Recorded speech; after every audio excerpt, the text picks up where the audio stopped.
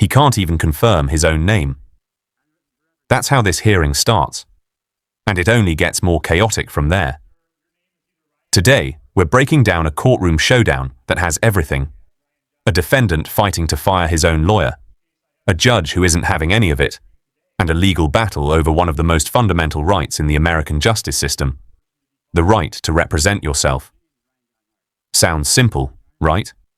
It is not. Because representing yourself in a criminal case isn't just raise your hand and go. There's a legal test. There are landmark cases. There's a judge who has to be convinced, beyond any doubt, that you actually understand what you're asking for, and that you're not just trying to blow up your own case. In this hearing, we've got a judge invoking Michigan Supreme Court precedent, a defense attorney caught in the middle, a mention of a habitual offender enhancement that could seriously affect sentencing, and a defendant who gets so disruptive the judge literally has to mute him mid-hearing. Yes, muted. In a courtroom. Stick around, because by the end of this, you're going to understand exactly why judges have so much discretion in moments like this, and why representing yourself is a right that's a lot harder to exercise than people think. Let's get into it. Mr. Hart. I have somebody in my hearing room listed as Ryan Hart. State your name for the record, please. My name is Ryan John Family Hart. I don't have anyone on my docket listed as Ryan John Family of Hart. I have an individual listed as Ryan John Hart. That's either you or it's not. You get to tell me whether or not that's your name. If it's not, then I need to call a different matter and bring somebody else into my hearing room. That, I'm the representative of that entity line. That's not a throwaway comment. That's a known tactic. It's associated with what's often called sovereign citizen style arguments, where a defendant tries to argue that the name on the legal paperwork is a separate entity from the flesh and blood person standing in court. Courts have heard this argument before, in various forms, and it essentially never works. Judges aren't required to entertain it, and this judge shuts it down immediately by refusing to accept anything other than a straight confirmation of identity. Why does this matter so much? Because before a judge can do anything, take a plea, discuss a motion, rule on representation, the court has to be certain of who is actually in the room. It's not bureaucratic gatekeeping for its own sake, it's the foundation the entire hearing is built on. What do you think? Is this a genuine legal strategy, or just a stalling tactic? Let us know in the comments. Your Honor, I'm the representative of that entity, yes. That's not an answer, sir. Your name is either Ryan John Hart, in which case you're invited to participate in the proceeding today as Ryan John Hart, or you're not Ryan John Hart, in which case I have no use for you to be in this hearing today. So tell me your name so that I can determine whether or not you're the proper person to be called in this case. My name is Ryan John Hart. May I ask a question, Your Honor? No, you may not. Mr. Hart, this is not a complicated process, and this process does not get less uncomplicated. When I call a case, I start by identifying the parties that are to the case. When I'm confident I have the correct parties to the case, I proceed then and decide how to go forward. In this case, your difficulty, and I think intentional difficulty, is affecting the ability of the court to be able to proceed and to conduct its business. That's relevant to a lot of points, but most importantly, it's relevant to a pending motion that your attorney filed, presumably on your behalf, but I sense that it's not only on your behalf, it's also on your attorney's behalf. And so we're going to take up that motion. But your difficulty in basic things like telling me whether or not you're the party to a case is thwarting the court's ability to timely get its business done. I'm turning to the motion now that's before the court today, which is the motion to have attorney withdraw and to have you represent yourself, Mr. Hart. The court does not find that motion to be well placed, and I'm not going to prevent it. And the reason is there are several steps that need to be taken in order for you to be able to assert your right to represent yourself. First and foremost, I must find that your assertion of that right is unequivocal. I don't have that. What I have is your attorney's motion, and I recall very clearly and plainly the last couple of hearings that we've had. A couple of hearings ago, I had findings that I made based upon a competency and criminal responsibility examination.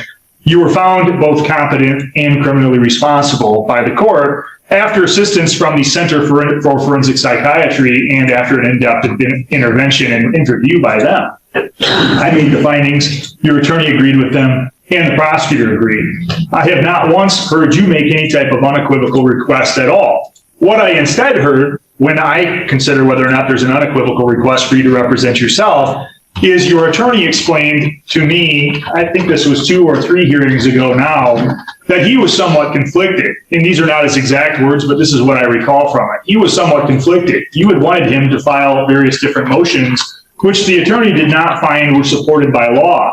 And the communication that I had in response to Mr. Seeger, again, was some version of this. I told Mr. Seeger that as the attorney, he and he alone chooses which motions are to be filed and which are supportable by fact or by existing case law or by the extension of existing case law. If he can't make those arguments that are good faith supported by law or an extension for the law, then he's not permitted to file the motions. It was at that point that Mr. Seeger then suggested that another solve for him could be that you could Okay, let's slow down for a second, because the judge just laid out a full legal framework, and it's worth understanding exactly what happened. To represent yourself in a criminal case, a defendant generally has to clear 3 hurdles. 1. The request has to be unequivocal. Not a hint. Not something floated by your lawyer, but a clear, direct statement from you. Here, the judge points out the request came through the attorney, filtered through frustration over which motions could be filed. Not a clean, personal assertion. 2. The defendant has to knowingly and voluntarily understand the risks, including the maximum penalties they're facing. And 3. This is the part people forget.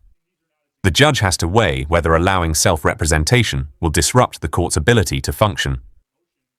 That's the standard from People v. Anderson, a real, binding Michigan Supreme Court case.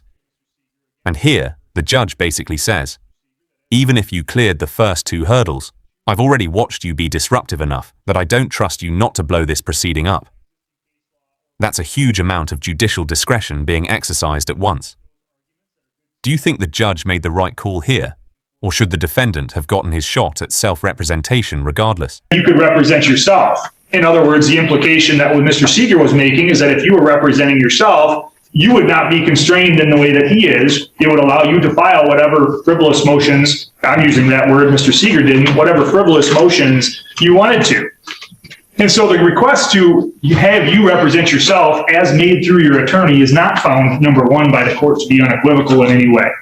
Number 2, I would have to go through with you and be confident that you understood the maximum penalties associated with the crimes. I have every reason to believe that you understand the maximum penalties, but I have every reason to believe that if you and I had a discussion about what those maximum penalties were, you would express confusion and you would not express a knowing, confident, and voluntary understanding of those things. And so I'm not yet even going to get to that second step. I also, of course, would have to, under People v. Anderson, the binding Michigan Supreme Court case regarding waiver of constitutional rights. There it is. The judge admits, on the record, that muting the defendant is the only tool available to keep this virtual hearing under control. Think about that for a second. This is a real consequence of remote court proceedings. When everyone's on a screen, a judge can't physically restore order the way they could in a packed courtroom. But notice what happens next. The judge doesn't just get frustrated and move on. He lays out a very specific, very serious warning. If Hart is disruptive at the next hearing, which will now be in person, that behavior could be treated as a bond violation. And a bond violation means potential contempt powers, which means Hart could go from being free to being held in custody before trial even happens. That's the court using future courtroom behavior as leverage tied directly to pre-trial freedom. It's a striking demonstration of just how much authority a judge holds over both the proceeding and, in a real sense, the defendant's immediate constitutional right to represent yourself. I would have to make specific other findings, and those findings specifically are that I would have to determine after a conversation with you that you acting as your own attorney would not disrupt or unduly convenience or burden the court in the administration of the court's business. What is plain, obvious, and unarguable in over the last 2 or 3 hearings is that if you were permitted to represent yourself, you would make the court's administration of justice difficult. You would delay matters, you would be disruptive, and your representation, therefore, of yourself would be unduly inconvenient to the court and the court's operation of its business. For that reason, even if I found that you otherwise made an unequivocal request, which you haven't, even if I found that you clearly understood and you expressed your waiver knowingly, intelligently, and voluntarily, the court would still not grant your request through your attorney to represent yourself under specific circumstances here. It's my firm finding, based upon the background that I'm aware of, that to allow you to do so would only encourage you to file what are very spurious and frivolous motions. It would waste the court's time, it would waste the prosecutor's time. And although it would waste Mr. Seeger's time to have him remain on, the court also notes that even if there is good cause for Mr. Seeger to withdraw, the Michigan rules of professional conduct allow the court to continue an attorney's appearance and order that an attorney continue on a case even when there's good cause to withdraw. And so I choose to exercise the discretion provided to me under those Michigan rules of professional conduct and the Michigan court rules and Michigan case law in denying any request to have you represent yourself. You are and will remain represented by Mr. Seeger until further order of the court. Mr. Seeger, did you need then some time to discuss the effect of that ruling with Mr. Hart before I decide how this case needs to resolve? I do, Your Honor. Additionally, Your Honor, Your Honor, I have something to say. May I speak? Mr. Hart, you don't get to decide when things are set. That's again part of the issue. The judge does not let me speak at all in more than three. Mr. Hart, this will not be an argument. This case will not proceed by me talking over you or you talking over me. Court proceedings by law and by procedure, Mr. Hart, are to be ordered. And they're to be in a specific order, and that order is dictated by the trial court judge. That's me. It's not dictated by an individual who's charged with criminal offenses, you. And so I'm going to exercise my discretion to control those proceedings. You right now, Mr. Hart, are free on bond. I don't particularly have any care as to whether or not you're free on bond or whether or not you sit next door, except to this point. For today, I'm going to expect that you disagree with my decision on your motion to have you represent yourself. I'm going to therefore excuse any further appearance of you for purposes of today's hearing and today's hearing only. I'm going to set this matter for a new hearing after I hear from your attorney and from the prosecutor. That new hearing is going to be set in person.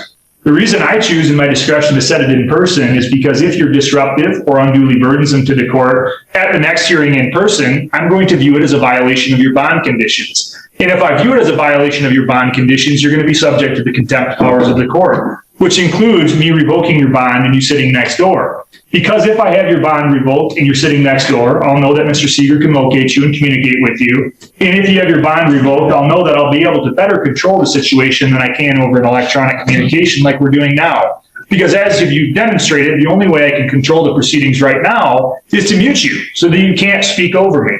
That's not an effective way of running a courtroom, but it's the only way that I'm given your attitude, experiences, and your frustration. Mr. Seeger, did you wish to make a responsive record? No, Your Honor, I do understand the court's ruling and I clearly will abide by it. Be that as it may, Your Honor, and I will discuss this with Mr. Hart. There was an amended offer that was extended. Can you please speak up so that Mr. Hart can clearly? Sure, Your Honor. There was an amended offer that was extended, which is much more favorable than the previous offer. I will discuss it with him. He can determine how he wishes to proceed.